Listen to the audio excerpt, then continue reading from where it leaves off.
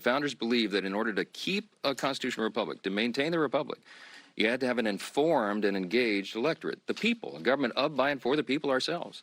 The people have to be engaged. They have to know basic civics. They got to know their foundations, and quite clearly we need that review. At least some in the media do. That's the Speaker of the House, Johnson. He isn't the only one pushing for Americans to brush up on their civic education. Advocates across the country say there's been a dangerous lapse in teaching civics, with schools lowering benchmarks and focusing on the wrong things. Our next guest wrote this for The Federalist.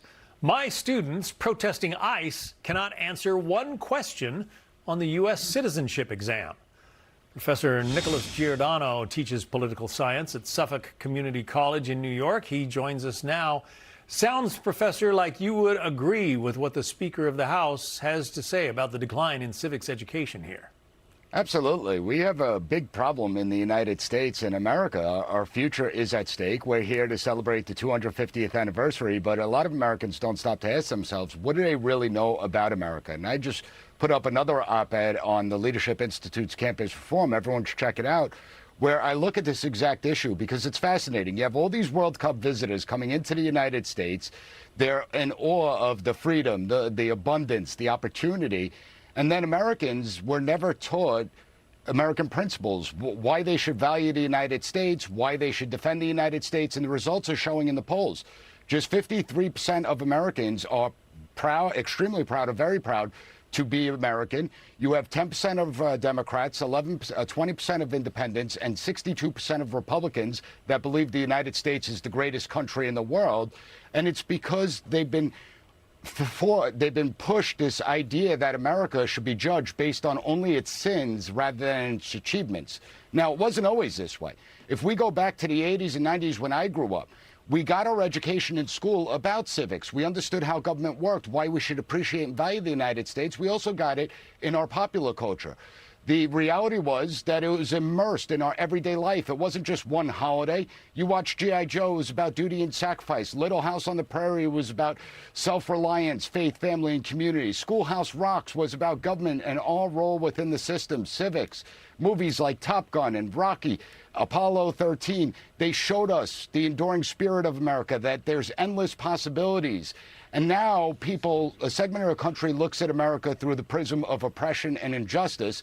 Another segment, they appreciate America, but they've never been taught the principles, so they can't really defend it.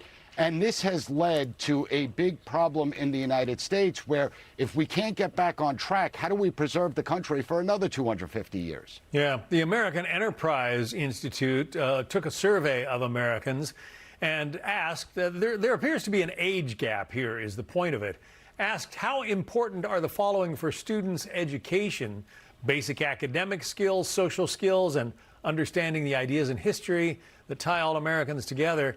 The numbers in red there are the baby boomers, and Gen Z folks not nearly as excited or interested. Look at that bottom number. 50% of Gen Zers think that understanding the ideas and history of America are important. For you as an educator, it has to be frustrating.